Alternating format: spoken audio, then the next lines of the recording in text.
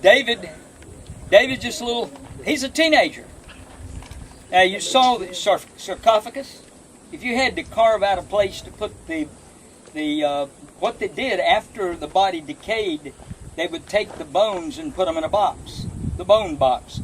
And the bone box would be, if you had to carve it out of stone, you don't want it to be any bigger than you have to make it. So how big would it be? Thigh bone? About as long as, which one is it, femur? Femur. As long as a femur. Now, they found bone boxes from David's day. And you know what? You can tell by the length of the bone box how tall the people were. Guess what the average Israeli was? What his height was? 5'8", 4.5". About 4'8". I would have been a giant. I could have said. I could have said, "How's the weather down there, Sonny?" Saul was head and shoulders above the people. He'd have Do been. You want us to take you back in time? He would. Yeah, right. I wouldn't mind. I would be 5'4". And so that's how tall I am. I'm a giant. Maybe Saul was 5'5". He was a big man. David was still a teenager, perhaps. So he could have been 4'8", 4'6". Can you imagine? All you ladies who picture the mighty David with all of his rippling muscles and curly hair, good looking, just had it destroyed. He was shorter than me, probably. But Goliath was nearly 10 feet tall. But David didn't care. He said, the battle is the Lord's. And the Lord, you have this day defied the God of Israel. My God, is there not a cause? Oh, David was passionate about everything. That's why I loved him. He was just passionate about what he did. And he said, the same God that delivered me from the, I get them backwards, mouth of the lion, paw of the bear. Maybe that's the way it goes. Mouth of the lion, paw of the bear. That God that delivered me from that, he shall give me victory. So I'm saying that all now so that when we're at the Valley of Elah in a few days, I won't have to go through all that. You'll know the story. So he was not intimidated. He defeated the Philistines. But that's all that to tell you that was Iron Age. It started then, and the Philistines controlled Iron Age. Where you're standing, this is. like where you're standing, David was here. It's very important that we know, because this is where he came to meet with the king of Shur. And when he came to meet with the king of Shur, he had to give him some gift. And the very gifts were put in high places. Show them that right there. Right here. King David himself had to put his gift right there. That's what Elijah said, stop worshiping in high places. It's not high in mountains. This is the high place. Right here. And then look at the matzevah.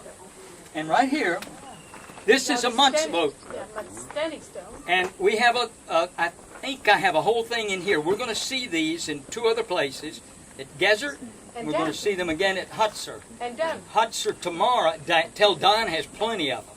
Yeah. They're a little bitty now, probably weather worn, but they're everywhere. And, the only thing is there's a difference between stela and matzevah. Sometime on the matzevah they would write. The moment there's something written on a matzevah, it becomes stela. Mm-hmm. And we study a lot. We learn a lot from those stelos. And what the matzevah was, matzevah, the reason they made these generally represented something that they wanted to remember that their God did. So they were to give credit to their gods for great things. But remember, God had Moses to erect 12 of these at the foot of Mount Sinai. So they put 12 at the foot of Mount Sinai of these, standing for the 12 tribes, but as a remembrance of what God had done at Mount Sinai. Jacob, you remember, erected a stone. You remember the story of Jacob erecting the stone as a memorial? One after the pillar, one when he met, when he met his father-in-law, who caught up with him because of the stolen idols. Okay. And they had their meeting. They erected stones as a memorial of that event.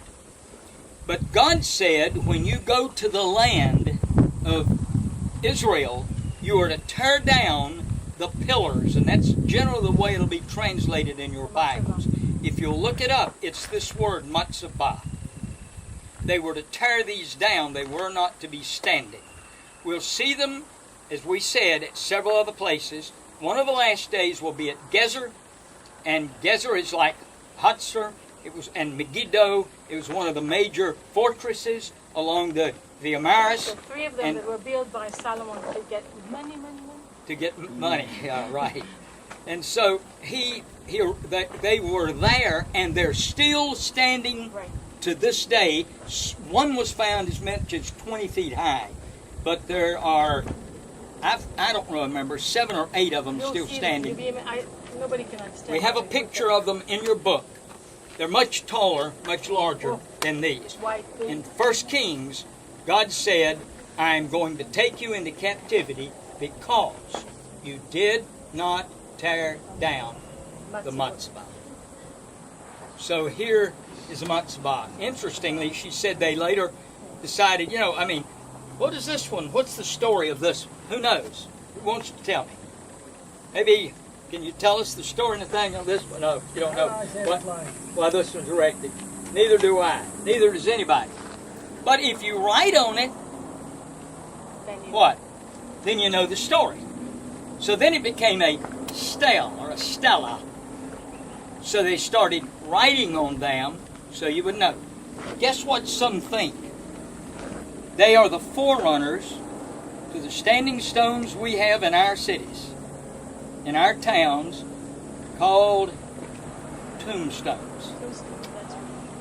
Erected in memory and telling the date of the birth and the death, and occasionally they fought in a particular war. And a headstone in Hebrew is matzevah. Yeah.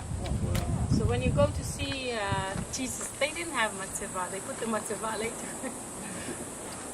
Okay. But another thing, Absalom, that ran away from his father, when David is at the foot of Mount of Olives, he found a shelter here. I think it was the mother was Makkah, and she came from here. So just try and picture all that. And that's before the Israelite built a 3-room style gate on top of it. The moment the country extended to the other side, you don't need to build this fortress here, and you don't use it. I find this part, the Iron Age, for me, amazing here.